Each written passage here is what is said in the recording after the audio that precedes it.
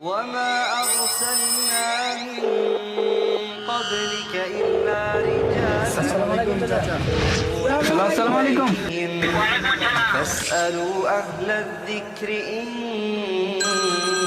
كنتم لا Bismillah. تعلمون. Assalamualaikum warahmatullahi wabarakatuh. Alhamdulillah hamdan katsiran thayyiban mubarakan fihi kama yuhibbu rabbuna wa yarda. Alhamdulillah pemirsa Wesal TV, kita dapat berjumpa kembali setelah libur cukup panjang ya dari bulan puasa kemarin, separuh bulan puasa.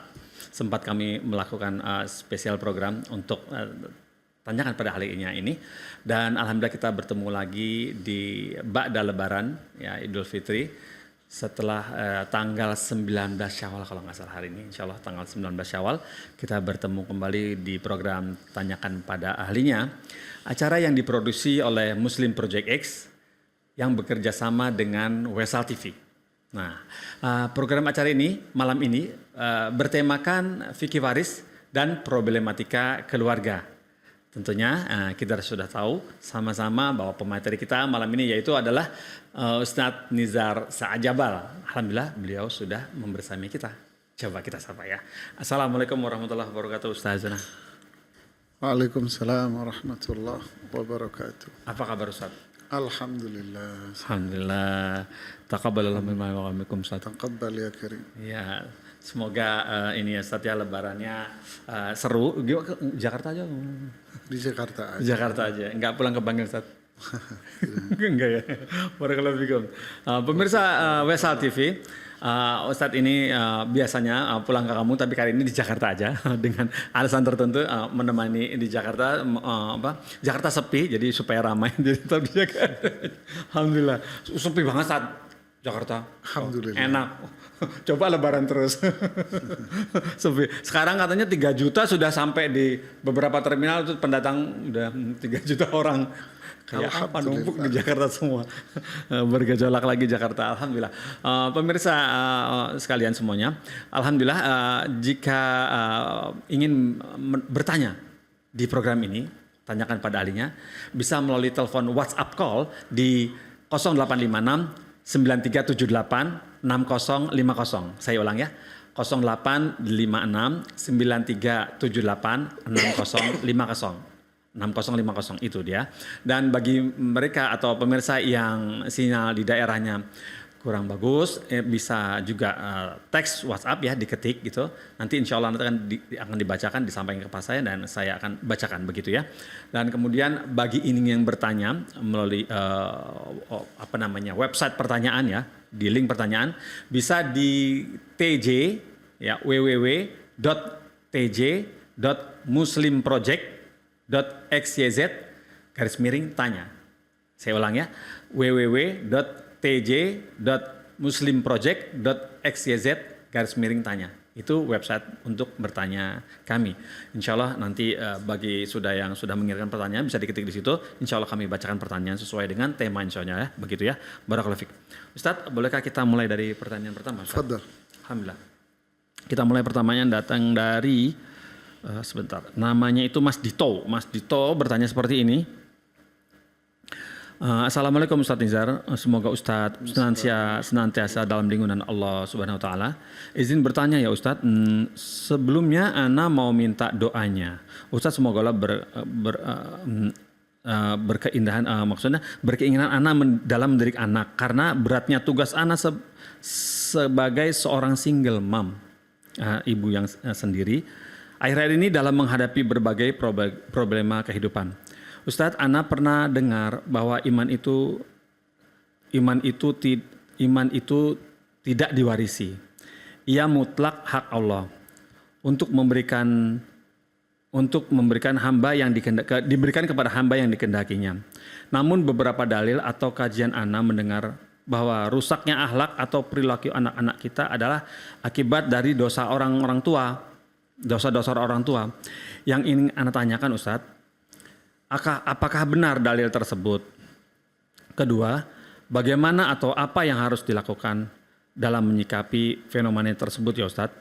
Jujur, Ana kadang hampir ingin menyerah namun dihalangi oleh kewajiban Ana sebagai seorang muslim. Barakallahu fiikum Ustadz. Mohon jawabannya. Jazakallahu khairan. Ya, bismillah, alhamdulillah, salatu wassalamu ala rasulillah wa ala alihi wa sahbihi amma ba'd.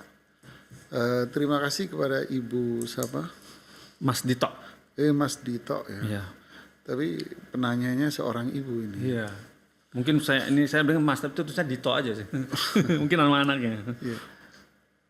Begini, inti pertanyaan dari ibu ini kan, apakah ada di dalam Islam itu dosa turunan gitu ya? Orang tuanya yang kurang baik perilakunya, apakah anaknya akan pasti seperti itu? Jawabannya pertama, tidak ada di dalam Islam yang namanya dosa turunan. Ya, tidak ada di dalam Islam. Wala taziru waziratun wizra ukhra. Jadi tidak ada seseorang yang menanggung dosa karena perbuatan dosa yang lain. Tidak ada di dalam Islam yang seperti itu. Yang kedua, yang ada di dalam Islam itu adalah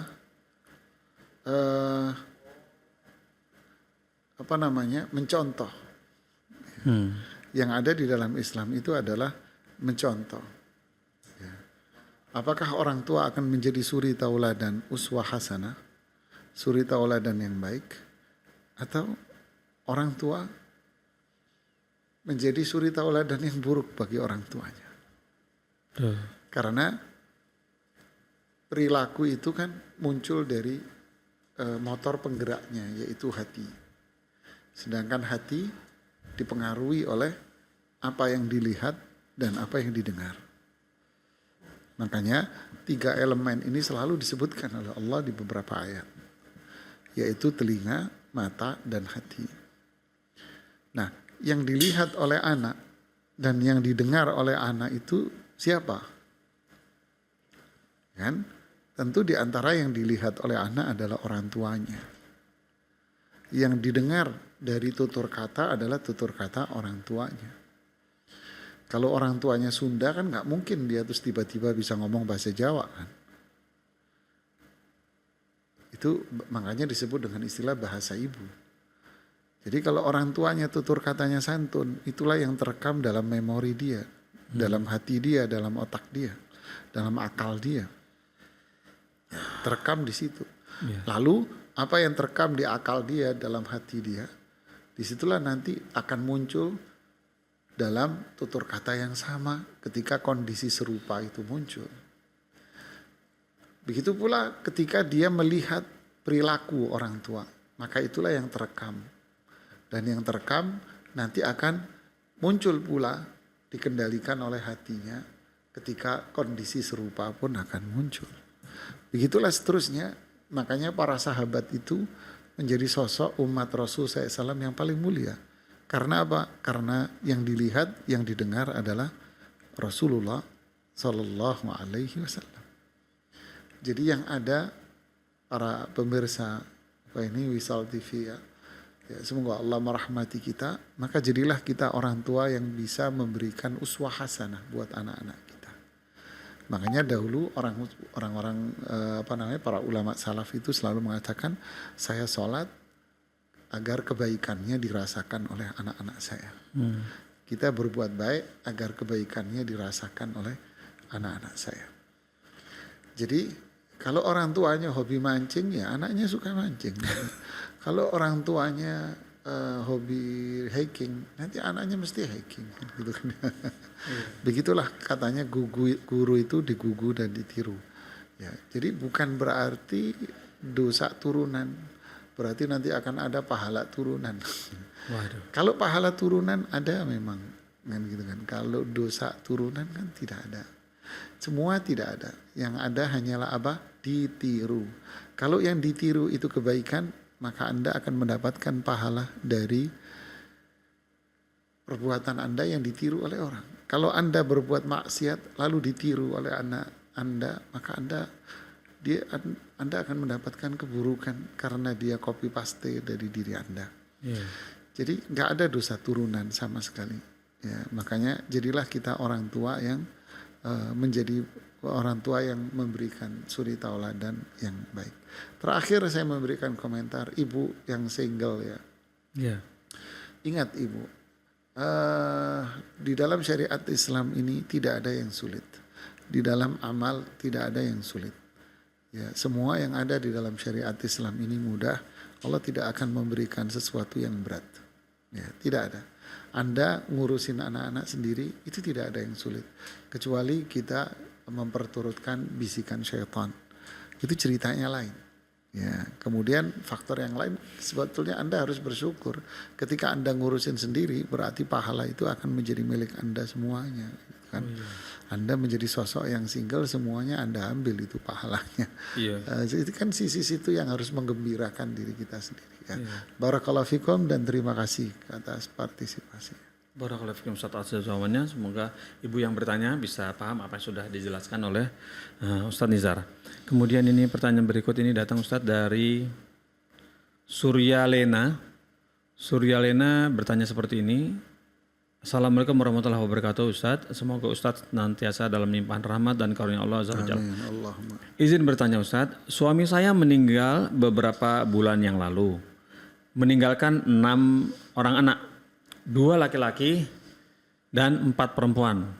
3 orang sedang kuliah, 3 orang sedang sekolah. Suami meninggalkan beberapa warisan. Kemudian biaya pendidikan anak-anak dan kebutuhannya diambil dari hasil usaha peninggalan suami dan dari gaji saya, ibunya.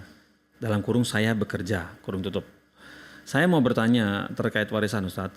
Apakah warisan sudah harus saya bagi sekarang atau bagaimana ya Ustadz? Jazakallah khairan. Ya, barakallahu fiik ibu penanya. Bismillah, alhamdulillah, salatu wassalam rasulillahi wa ba'd. Jadi apa yang seharusnya, kalau saya pribadi memandang dengan kasus dan cerita yang ibu sampaikan, lebih baik dibagi ibu. Kenapa? Karena anak-anak Anda membutuhkan biaya. Ya kan? Jadi Anda lebih baik membaginya. Alasan yang kedua adalah agar tidak rancuh di dalam pengeluaran uang. Karena masing-masing anak memiliki pengeluaran yang berbeda-beda. Oh, si fulan pengeluarannya umpamanya 5 juta. Atau dalam 1 tahun umpamanya dengan kuliah dan sebagainya pengeluaran dia 10 juta umpamanya. Bisa lebih tentunya, ini contoh aja 10 juta. Sedangkan adik-adiknya tentu nggak akan sampai segitu, apalagi yang masih sekolah dasar kan nggak sampai segitu. Berarti nanti haknya dia kemakan oleh kakak-kakaknya kan gitu ya. Nah itulah kalau dicampur jadi satu. Jadi kita akhirnya mendolimi dong, mendolimi yang kecil-kecil yang pengeluarannya kecil. Ibarat ngajak makan orang, yang satu makan dikit, yang satu gembul gitu ibaratnya gitu ya. Gembul itu apa gembul itu? Makan banyak ya. Iya, iya. Jadi urunannya kata orang Jawa, urunan ya, patungannya sama gitu. Yang ini makannya sedikit, yang ini makannya sepanci. Kan kalau hitung-hitungan matematis yang dirugikan ya yang makan dikit, yang diuntungkan yang makan banyak gitu ya. Jadi ini kalau sisi waris kan jadi akhirnya mendolimi yang kecil ini kan. Jadi lebih baik dibagi saja ibu. Anda bagi, kemudian kepemilikan harta masing-masing mereka untuk kebutuhan mereka, umpama untuk bayar kuliah dia, untuk kepentingan dia. Adapun mungkin untuk yang bersifat harian seperti uang jajan dan sebagainya, di situ Anda juga jangan sampai ketinggalan dari pahala gitu kan. Kalau Anda berpenghasilan karena Anda bekerja, ya untuk keperluan hari-hari maka Anda jangan ketinggalan dari pahala juga gitu lah. Anda menopang dan memenuhi kebutuhan anak-anak yang bersifat kepentingan hari-harian mereka. Ya. Wallahu ta'ala. Masya Allah. Seperti itu. Jadi saran Ustaz tadi kepada Ibu Surya Lena adalah dibagikan ya Ustaz ya. Dibagikan karena anak-anaknya butuh biaya masing-masing begitu. Kemudian ini Ustaz pertanyaan berikutnya ini datang dari Retno Ayah Raden. Begini bunyi pertanyaannya. Assalamualaikum Ustadz, saya 12 bersaudara, terdiri dari laki-laki dan perempuan. Wah, dijelasin nih. Orang tua kami sudah lama meninggal dan kami ingin membagi warisan, peninggalan orang tua kami. Saya pribadi menuntut pembagian warisan itu dibagi secara syariat Islam antara anak laki-laki dan perempuan. Sedangkan saudara saya yang lain maunya dibagi sama rata. Apakah saya ini termasuk orang yang tamak atau serakah terhadap harta warisan? Dan bagaimanakah hukumnya bila warisan itu dibagi secara rata antara laki-laki dan perempuan? Jazakallahu khairan Ustaz.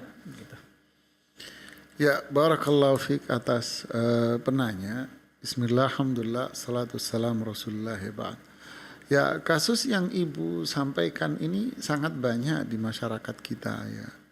Kalau saya memandang bahwa mungkin ini karena faktor ketidaktahuan mereka terhadap hal ini gitu. Dan juga karena melihat komen-komen yang bertebaran di media-media atau telinga-telinga yang mendengar dari si fulan dan si fulan.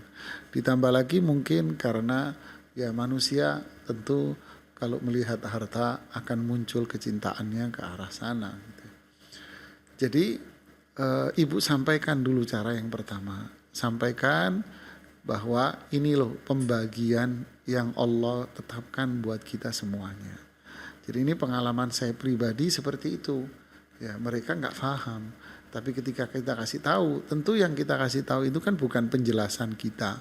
Yeah. Tetapi ketika Anda duduk dengan keluarga Anda, saran saya nih, ya Anda ambil Al-Quran. Ya, ambil Quran yang ada terjemahannya. Ya, boleh Anda ambil Quran yang terjemahan Depak yang terjemahan Kementerian Agama. Ya kan? Ambil. Di situ kemudian Anda buka ayat Al-Qur'annya. Ya kan, surat An-Nisa di ayat yang ke-7. Anda buka di sana. Anda baca ayatnya, kemudian Anda terjemahkan di hadapan mereka. Ya, karena saya sendiri pernah menyelesaikan kasus konflik keluarga yang cukup alot, sudah sampai pada tingkatan berantem ya. Dan dia bukan orang Jawa lah, Sulawesi lagi kan ya. Waduh. Wataknya kan mantep itu kan. Ya kan, orang Bugis lagi kan. Lebih seru kan gitu ya. Jadi ketika saya duduk mereka berantem luar biasa, saya tolong ambilkan Al-Quran saya bilang. Mereka akhirnya mengambil dan di antara mereka nggak pakai jilbab, pakai kaos singlet sama celana jean. Perempuannya itu ya kan. Tolong ambilin Quran gitu, diambilin. Anda buka surat An-Nisa. Anda baca di ayat yang 7. Yang saya suruh yang pakai yang saya suruh adalah yang pakai kaos sama celana jean. Perempuan yang saya suruh sengaja. Akhirnya dibaca sama dia. Dia yang baca, kemudian dia mengatakan, oh ternyata pembagian 2:1 ini dari Allah Subhanahu wa Ta'ala. Iya Ibu. Sekarang terserah Anda. Apakah Anda mau menolak hukum Allah? Yang notabene ada resikonya Anda melawan dari hukum ini. Anda bukan berurusan sama saya atau berurusan sama ustadz siapapun. Tetapi ini urusannya sama Allah dan Al-Quran. Silakan. Nah, di situ konflik mereka reda dan alhamdulillah, dan beberapa kasus juga saya terapkan seperti itu. Alhamdulillah mereka mereda semua. Solusi yang kedua, ketika memang ada yang tetap ngotot seperti itu umpama, ya sudah. Jadi dengan keluarga yang lain tetap Anda hitung sesuai syariat Islam 2:1. Tetap Anda hitung. Setelah selesai Anda hitung sesuai syariat, selesai oke. Nah, siapa sekarang yang mau berbagi dengan saudara perempuannya yang mendapatkan separuh dari laki-laki? Umpama, saya laki-laki dapat 1 miliar. Ya, saudara perempuan-perempuan ini dapat 500. Ya kan? Oke. Siapa laki-laki yang mau berbagi 250 juta ke saudara perempuannya? Ada yang mau berbagi begitu? 250. Bukan 250 juta, bukan 25 juta, bukan 250. Kalau jumlahnya kecil ya oke lah. Kalau jumlahnya gede gimana? Ya, oh nggak apa-apa, saya mau berbagi. Ya berarti kan dia bersedekah kepada saudaranya. Oh yang lain ini gitu. Kalau ada yang nggak mau, ya itu haknya dia. Anda mau nuntut ke pengadilan ya nggak bisa. Wong itu haknya dia kok. Nah, disinilah. Jadi nggak bisa seseorang egois hanya mementingkan diri sendiri, melihat dirinya sendiri, akhirnya menolak hukum Allah, menolak Al-Quran. Ini resikonya terlalu berat hanya sekedar ingin mendapatkan keuntungan dunia. Barakallahu fikum. Fiikum barakallah, Masya Allah. Seperti itu ya Ustaz ya. Semoga yang bertanya tadi Retno ya Raden tadi bisa paham ya apa yang sudah disampaikan oleh Ustaz Nizar. Kemudian kita sampaikan kembali bagi mereka yang ingin bertanya. Ada nomor WhatsApp call yang sudah standby yaitu 0856 9378 6050 dan sepertinya ada pertanyaan lewat teks ini karena mungkin sinyalnya ya, coba kita cek. Oh ini dia pertanyaan dari Umu Yodi. Oh terkendala sinyalnya. Umu Yodi dari Pekanbaru, begini Ustadz pertanyaannya. Assalamualaikum warahmatullahi wabarakatuh. Izin bertanya Ustadz, Ana mengambil sebuah tanaman liar di tanah milik orang lain. Nah, dalam kurung sepertinya karena tanah tersebut sudah dibatasi dengan pagar. Terus, tapi Ana tetap masuk dan mengambil tanaman liar yang cantik yang tumbuh di tanah itu. Ana pikir sebelumnya tidak akan berdosa karena tanaman itu tumbuh liar di tanah itu. Tapi setelah sampai di rumah Ana masih kepikiran apakah sama aja Ana mencuri dan Ana juga takut berdosa. Apakah salah perbuatan Ana ini? Dan kalau salah, bagaimana tanaman yang Ana ambil itu? Apakah dikembalikan ke tempatnya tadi atau Ana buang saja? Mohon penjelasannya Ustadz karena sudah kebingungan. Jazakallahu khairan. Ya, barakallahu fiki Ummu Yodi. Ya, bismillah, alhamdulillah, salatu wassalamu ala rasulillah wa ala alihi wa sahbihi amma ba'd. Ada kontradiksi di pertanyaan Ummu Yodi ini. Kontradiksinya pertama mengatakan bahwa ini adalah tanaman liar atau tanah liar. Kemudian berikutnya beliau mengatakan bahwa ini milik pribadi. Ya, saya mengambil tanaman liar yang ini adalah milik pribadi. Nah kan kontradiksi. Yeah. Kalau memang ini tanah liar berarti tak bertuan. Kan gitu kan? Namanya aja liar, kayak rumput liar. Ya kan? Rumput liar di pinggir-pinggir jalan. Berarti kan tak bertuan. Kalau milik pribadi ya berarti ada kepemilikan. Yeah. Nah, jika itu mengarah kepada milik pribadi, cuman ditaruh mungkin di depan rumahnya. Sehingga orang lain memandang ini adalah liar. Padahal itu adalah milik pribadi. Yeah. Nah, jika itu milik pribadi, maka Anda mengambilnya, maka Anda telah mengambil barang yang bukan milik Anda. Anda berdosa. Terus solusinya gimana? Ya kembalikan ke pemiliknya. Saya taruh di tempatnya, ya enggak, mungkin pemiliknya juga nyari gitu. Karena sampaikan, mohon maaf Ibu, saya waktu itu ngambil tanaman ini dari sini. Saya pikir punya saya perhatikan ternyata milik Ibu. Jadi ini saya kembalikan ke Ibu. Terima kasih dan mohon maaf. Ini luar biasa. Ya kan? Yeah. Nah, kalau itu liar, memang benar-benar liar, ya Anda boleh namanya aja liar. Atau ini milik fasilitas umum yang notabene adalah pemerintah yang nanam. Ini pemerintah yang nanam pakai anggaran pemerintah, diletakkan di taman-taman kota, lalu Anda mau ambil, ini saya kira ini juga ada delik hukumnya nanti malah. Ya kan nggak boleh juga, itu juga tidak boleh dilarang berdosa untuk ngambil barang yang bukan milik kita. Ya, kita harus berhati-hatilah dalam hal-hal yang seperti ini. Baik. Barakallahu fiikum. Barakallahu. Seperti dia jawabannya untuk Ummu Yodi. Ada dua Ustadz ini pernyataan dari Ummu Yodi. Satu lagi begini bunyinya, Ustadz izin satu lagi bertanya. Berdosakah orang yang tidak mau menikah? Tolong berikan nasihatnya Ustadz bagi orang yang sudah malas menikah ini. Jazakallah khairan. Ya, bismillah, alhamdulillah, salatu wassalamu ala rasulillahi wa ba'd. Menikah ini disyariatkan oleh Allah Subhanahu wa taala di dalam Al-Qur'an. Karena Allah mengatakan kan fankihul ayama minkum wassalihina min ibadikum wa imaikum. Ya, nikahlah. Fankihul ayama minkum. Nikahilah laki-laki yang soleh, nikahilah perempuan-perempuan yang solihah. Berarti di sini Allah memerintahkan untuk menikah. Artinya ini adalah amalan yang disyariatkan. Kemudian Rasulullah SAW juga mengatakan ya ma'syaras syabab, ya man istata'a minkumul ba'a falyatazawwaj. Wahai anak-anak muda, ya, siapa yang sudah memiliki kemampuan, hendaknya dia menikah. Ya, berarti nikah ini adalah disyariatkan. Kemudian nikah ini juga sunnah, petunjuk para nabi. Sunnah di sini bukan sisi fikih ya. Artinya petunjuk para nabi dan rasul. Semua para nabi dan rasul menikah. Ya. Semua para sahabat itu menikah. Semua para ulama kita menikah. Ya kan? Kecuali yang kondisi tertentu. Adapun detailing masalah hukum, ya ini tentu tergantung pada kondisi orang. Nikah bisa menjadi sunnah secara hukum fikih. Anda kerjakan, Anda dapat kemuliaan. Jika tidak, ya Anda nggak berdosa. Bisa juga sunnah nikah ini menjadi sebuah kewajiban bagi dia, wajib. Ya. Yang menentukan adalah kondisi dia. Ya, jadi sekarang dalam konteks pertanyaan ini, kenapa dia kok nggak mau nikah?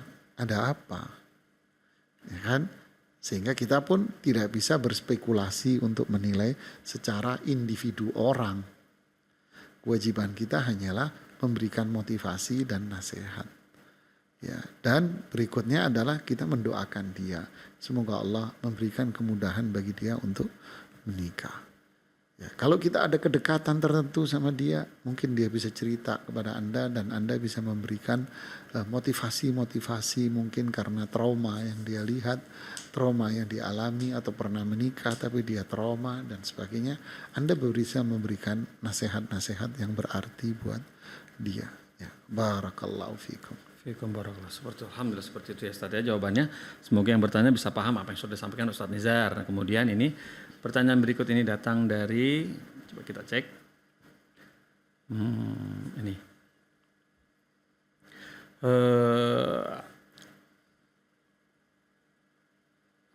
Sebentar. Nah ini. Assalamualaikum Ustaz, izin bertanya. Mohon penjelasannya Ustaz tentang waris orang tua sudah meninggal semua. Anak perempuan 6.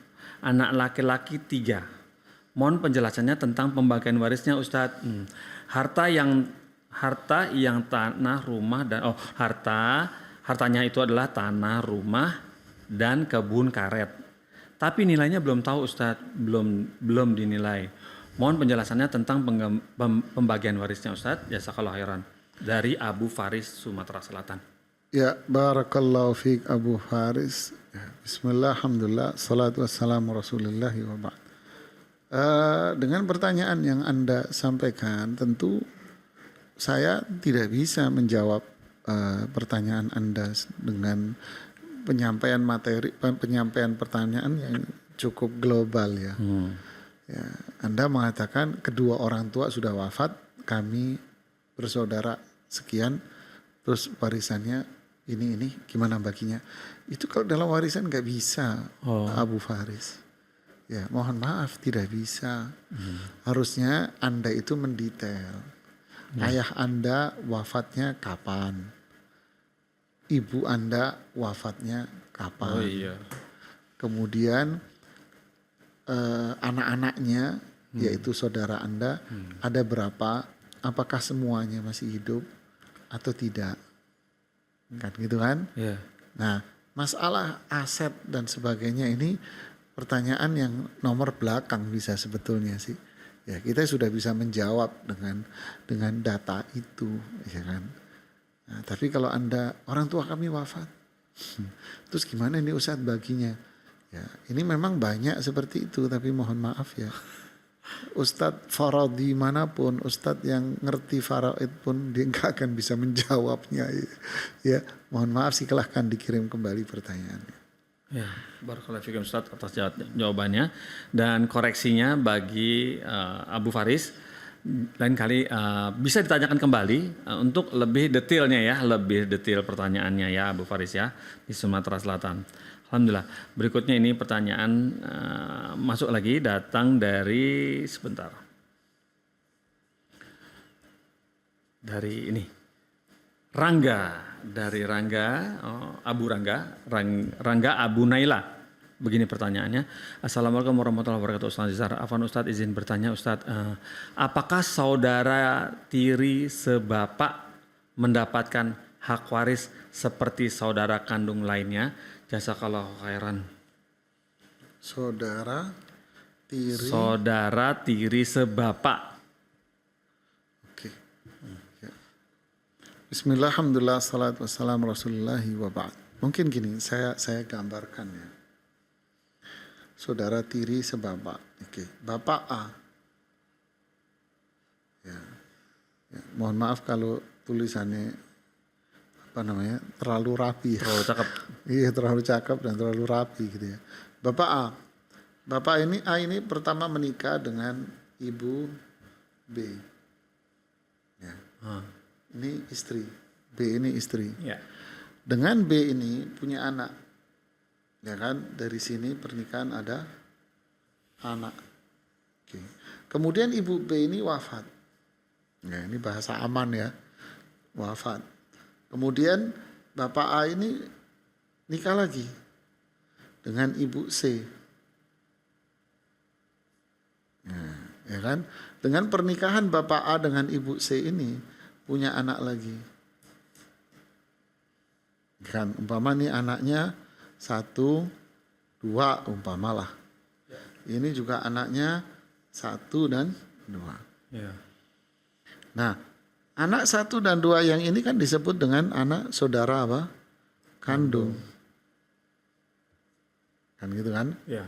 Nah, mungkin yang dimaksud tiri itu mungkin maksudnya ini. Jadi antara dia ke sini ini. Nah, anak dari C ke B ya, atau B ke dari C, mungkin ini masyarakat menyebutnya sebagai apa? Saudara tiri. Kayaknya begitu ya Mas Pong ya. Rata-rata begitu. Rata-rata masyarakat kita ini menyebutnya ini adalah tiri gitu.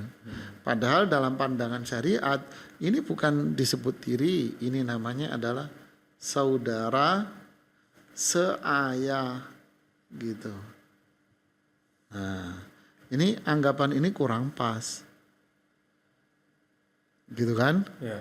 Jadi antara anak-anak yang ini, anak-anak yang C ini kan gitu kan? Ya. Dengan anak-anak yang B ini. Nah, yang biru dengan yang merah. ini saudara satu ayah. Kenapa? Karena berasal dari siapa? Dari bapak A semua. Ya. Nah, ini yang namanya. Ini. Nah, yang ditanyakan sisi apanya ini Mas Bang? Warisan. Ya, apakah saudara tiri sebapak mendapatkan hak waris seperti saudara kandung lainnya? Nah, apakah antar saudara tiri ini dapat warisan? Nah, pertanyaannya yang meninggal siapa? Nah, siapa dulu ya? Nah, kalau yang meninggal ini ibu, kan kita bilang ibunya meninggal. Ya. Ahli warisnya ibu ini siapa? Ahli warisnya ibu ini suami. Kan kawin lagi Ustadz, nggak apa-apa, jangan jealous dimasukin di hukum waris. Ini suami dapat waris. Kemudian siapa yang dapat waris? Yang anak kelompok merah. Yang kelompok biru, ya enggak lah wong anak dari bini lain kok. Kan gitu kan? Yeah. Nah sekarang kalau yang wafat bapaknya, yang wafat ini, ya, ibunya ini wafat lebih dulu, kan gitu kan? Yeah. Nah siapa ahli warisnya? Ahli warisnya adalah istri, ini kan masih hidup. Terus anaknya dua-duanya anak dari kelompok, mohon maaf saya gampangannya, anak dari kelompok yang merah maupun anak dari lingkaran yang biru, dua-duanya dapat warisan. Kenapa? Karena baik yang dari merah maupun dari yang biru, dua-duanya berasal dari siapa? Ya kan? Dari A. Yang merah ini anaknya A, Ya. yang biru juga anaknya A. A. Hartanya milik siapa? Hartanya milik A. Ya. Jadi ahli warisnya istri, anak-anak dari istri B dan anak-anak dari istri C. Nah, jadi tidak ada istilah tiri. Gitu. Mungkin ini yang disebut dengan tiri. Wallahu ta'ala a'lam. Masya Allah seperti itu ya. Jadi bahasa di Indonesia memang kadang-kadang masih itu ya Ustaz, yang beredar di masyarakat itu masih salah pengertian begitu ya Ustaz ya. Alhamdulillah jazakallahu Ini khairan, juga Ustaz. sama Mas Pong kalau mau kita balik. Yang gimana? Ya, ini saya balik ya. Tak Balik. kecilin ya, mohon Ya, maaf oke. ya. Saya kecilin Coba, ya. di sini. Oke, sekarang saya rubah Mas, jamaah. Oke. Nah, sekarang kan yang meninggal duluan itu suaminya. Nah, Suami meninggal, ya, kan gitu kan? ya, Lalu ibu B ini terlalu cantik Mas Pong. ya, Sehingga dia kawin lagi Pong. Sama bapak D, umpamanya kan ya. ya laki-laki. Ini laki-laki. Ya kan? Ya, Ini ibu. Dia menikah lagi dengan ibu ini. Dengan bapak D. Dia juga punya anak nanti, ini kan sama. Nah ini juga tidak bisa dikatakan tiri. Ini disebut dengan saudara dengan yang siapa? Ini kan ceritanya C nggak ada ya. Ya kan? Ini C nggak ada. Ya kan? Nah Ya. ini anggap C nggak ada, saya hapus. Ya kan? ya, Nah begini kan. C nggak ada. Yes. Nah ini juga sama. Ini disebut dengan saudara satu ibu. Satu hari Ibu. Nah kan gitu kan. Ya, Nah, kecuali ibu B ini nikah dengan bapak duda, dia duda. Bapak ini punya anak, si duda ini. Bawaan.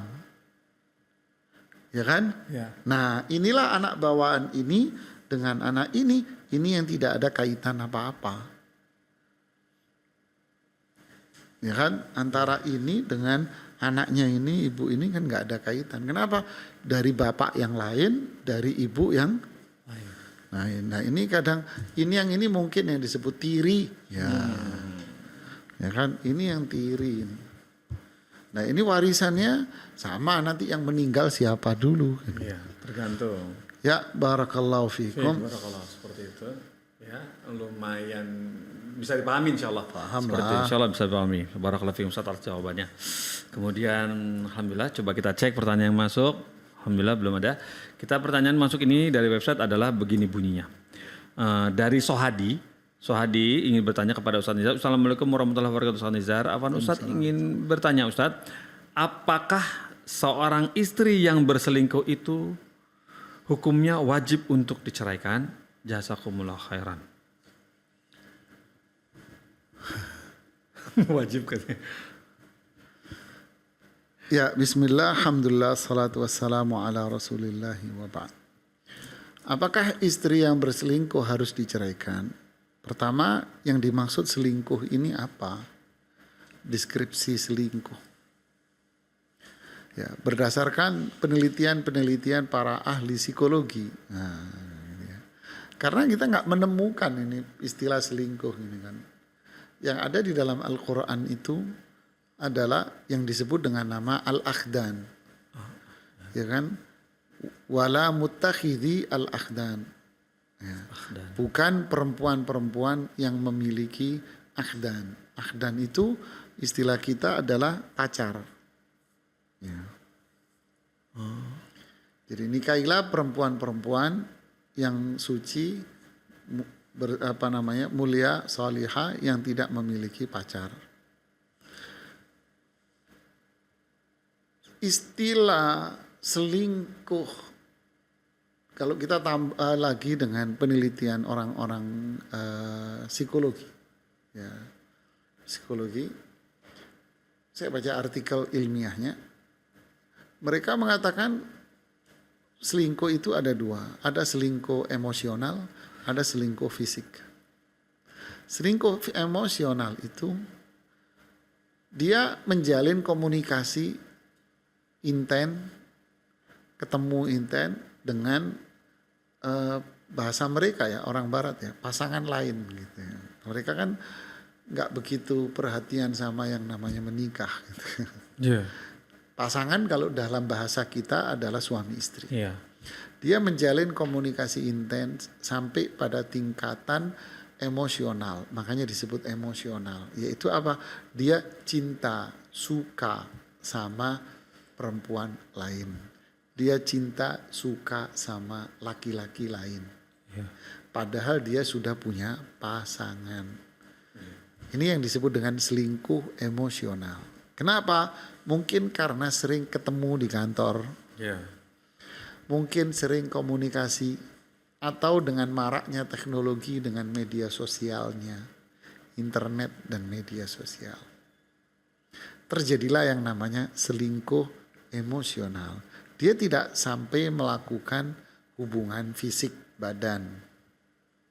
Tetapi selingkuh emosional ini akan mengarah kepada perbuatan fisik badan.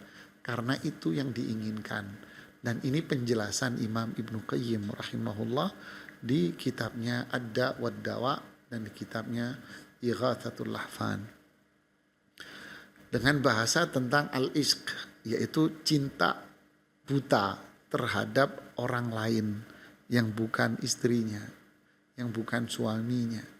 Nah, cinta buta ini akan mengarah kepada fahisyah karena memang tujuannya itu. Kan gitu kan? Nah, sekarang yang dimaksud perselingkuhan ini yang mana? Kalau dia memang ada seneng dengan perempuan yang lain yang disebut emosional, nggak sampai fisik, maka harusnya suami istri ini introspeksi diri.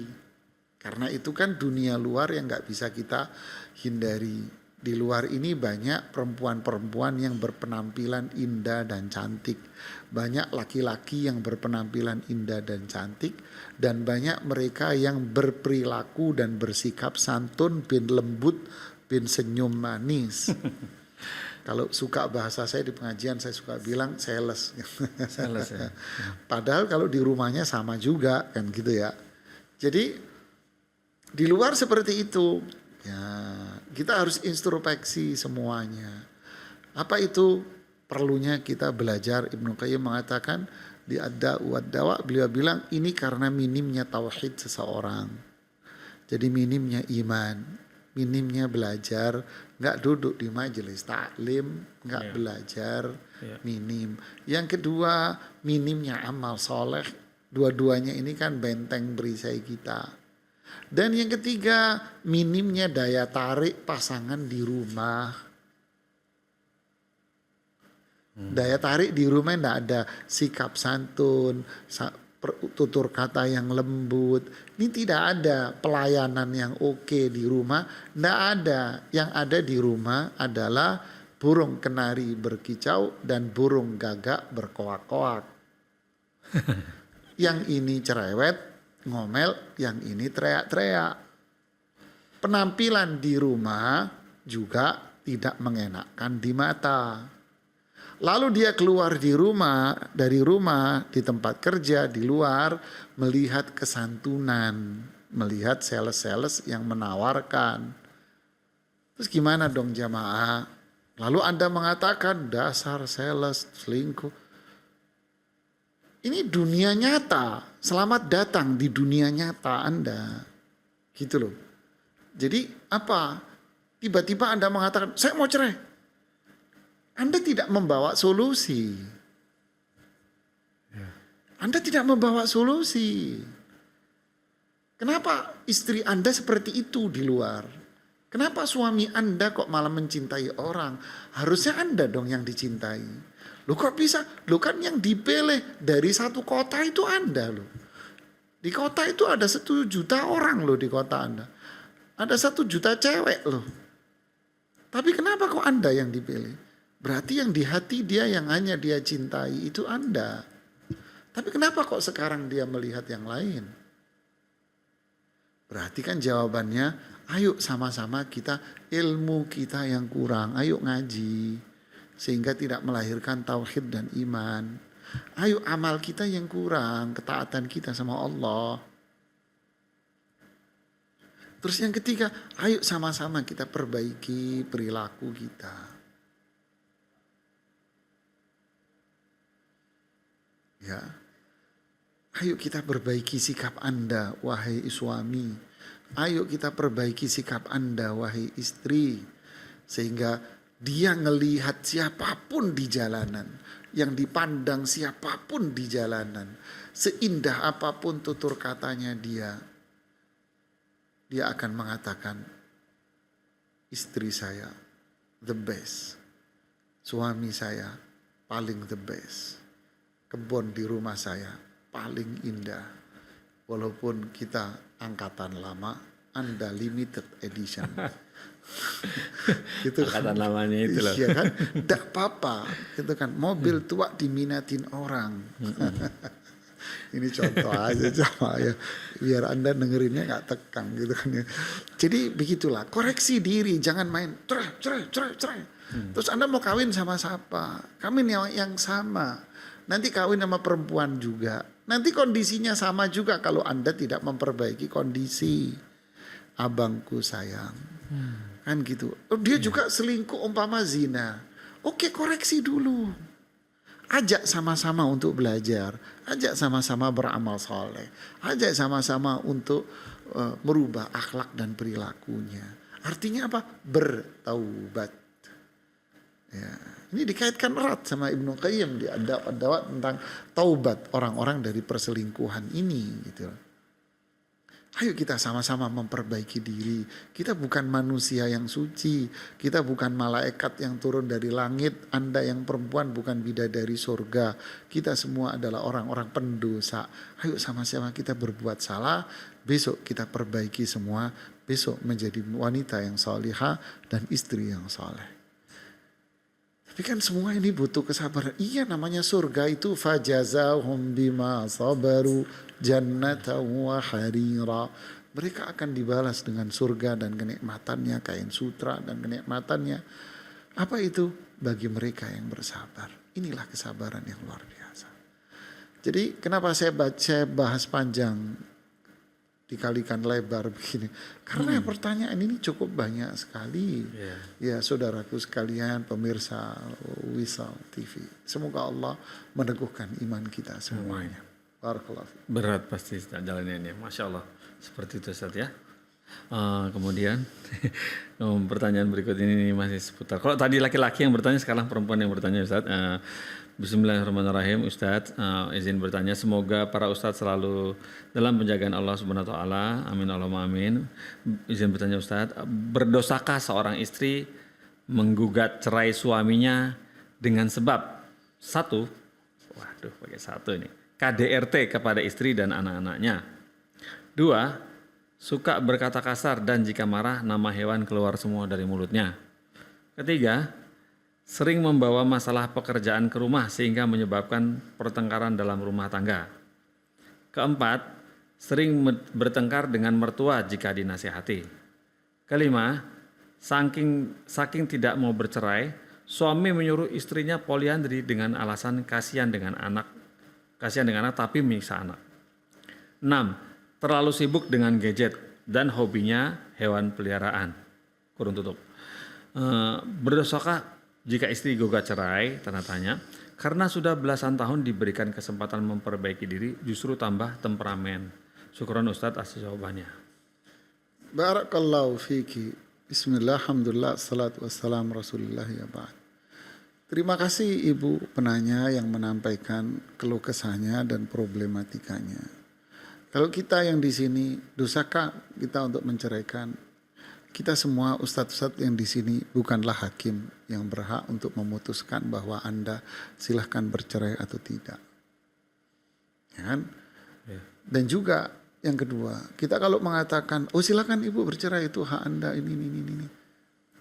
Kita juga bukan orang yang bukan orang yang bijak dong. Kenapa?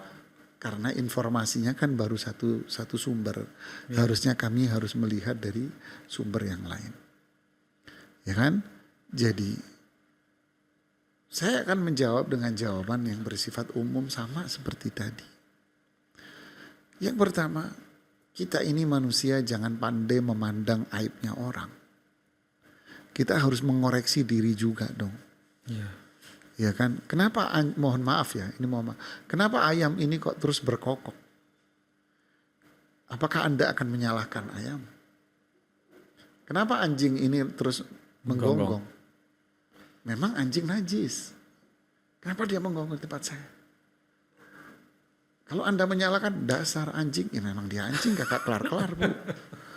Iya. Ya kan? Iya. Terus gimana? Cobalah berpikirlah positif.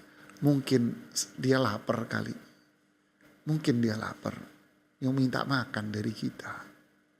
Oh iya, coba apa yang bisa kita berikan kepada seekor anjing yang notabene najis. Oh ini ayam ini mungkin lapar dia, kita kasih kali. Jadi harusnya kita ini memikir dulu, berpikir dulu lah. Kenapa kok dia seperti ini? Kenapa suami saya seperti ini? Introspeksi diri, mungkin ada pelayanan saya yang salah. Ya, itu tadi sebetulnya Anda ini orang yang paling dia cintai loh. Tapi kenapa kok dia seperti itu? Saya bukan mau membela dia karena sama-sama laki, tidak. Ini kan jawaban pertama. Ya kan? Introspeksilah diri.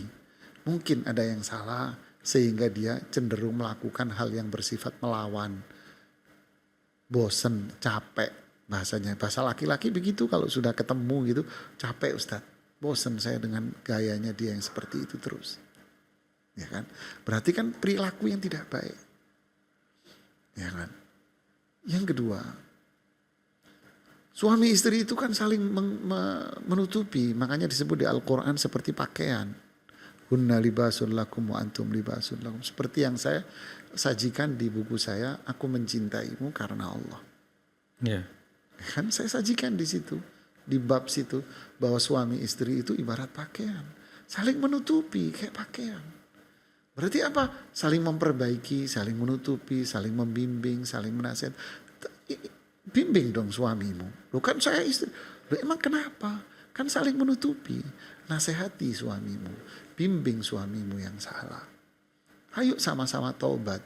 Jadi yang pertama koreksi diri Anda. Ya. Yang kedua ayo sama-sama memperbaiki. Ayo sama-sama ajak. Yang ketiga, berarti kan mulai dari diri Anda kalau memang saya yang salah. Yang kedua tadi apa? Ayo perbaiki ajak suamimu. Yang ketiga, kalau memang langkah-langkah perbaikan ini sudah tidak bisa, coba libatkan orang lain.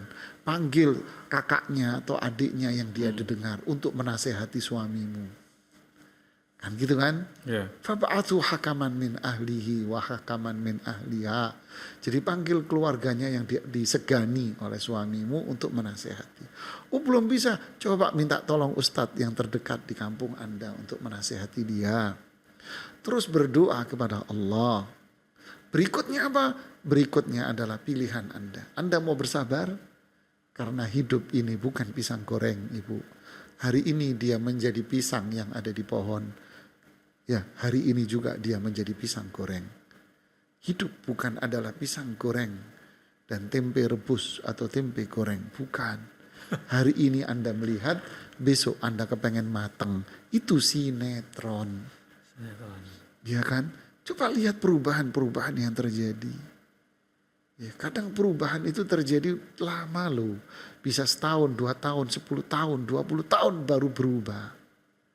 Coba lihat baca sejarah-sejarah para ulama salafus saleh. Kalau Anda mau bersabar, sabar. Lihatlah siapa namanya? Asia bintu Muzahim. Siapa suaminya? Beliau bersabar sampai akhirnya wafat di tangan suaminya sendiri. Sehingga beliau menjadi wanita paling mulia di dunia. Sampai saya pernah bilang, Bu, apa suamimu kayak Fir'aun, Bu? Wah Ustadz sadis amat. Loh, Asia bersabar luar biasa. Nabi Lot bersabar dengan istrinya yang lawan itu.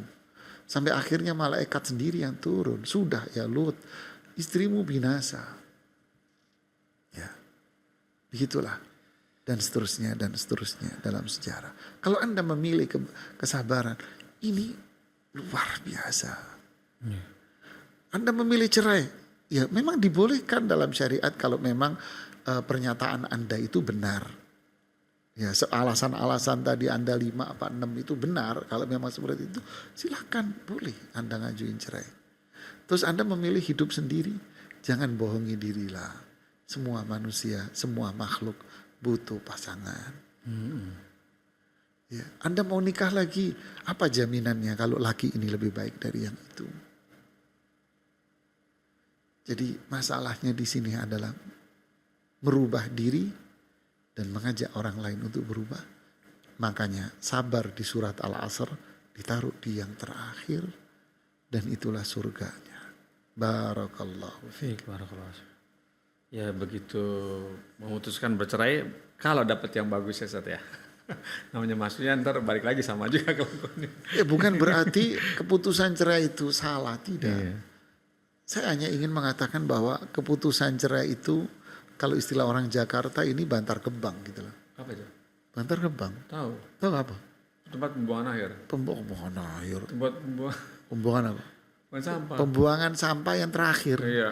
Kan di mana? Rumah ditaruh dulu di tempat sampah rumah, dari tempat sampah rumah ditaruh tempat sampah depan dan seterusnya kan. Iya, Jadi perceraian Stafet. itu adalah apa? Langkah akhir. Setelah kita melakukan ini. Jangan dikit-dikit ada masalah dikit, cerai, saya mau cerai, saya ceraikan kamu, saya gugat kamu. Ya nggak bisa hidup lah kita berumah tangga. Hanya rumah tangga ini kan ibadah. Dan ibadah itu butuh pertarungan dengan hawa nafsu. Nah akhirnya kalau kita menikmati ini ibadah, maka semua akan jadi indah dan orang lain pun akan menikmati keindahan itu. Masya Allah, seperti itu Ustaz ya, nasihat dari Antum. Alhamdulillah Ustaz atas jawaban Antum tadi. Alhamdulillah menuntaskan acara kita di malam hari ini. Barakallahu fikum Ustaz atas nasihat-nasihat yang banyak sekali disampaikan kepada kita semua, pemirsa Faisal TV, saya pribadi dan teman-teman. Semoga kita semua dapat mengambil pelajaran dari apa yang sudah Antum sampaikan kepada kita semua. Barakallahu fikum Ustaz. Bolehkah acara ini kami tutup Ustaz? Baiklah pemirsa Faisal TV, alhamdulillah malam ini kita tuntaskan dulu acaranya. Semoga Allah sampaikan kita di acara berikut, insya Allah besok ditanyakan pada ahlinya, dimulai dari jam 4 sore bersama Ustadz Syekh Sofyan Baswedan. Ya, insya Allah kita tutup acara ini dengan kafaratul majelis. Subhanakallahumma wa bihamdika asyhadu an la ilaha illa anta astaghfiruka wa atubu ilaika. Wassalamualaikum warahmatullahi wabarakatuh.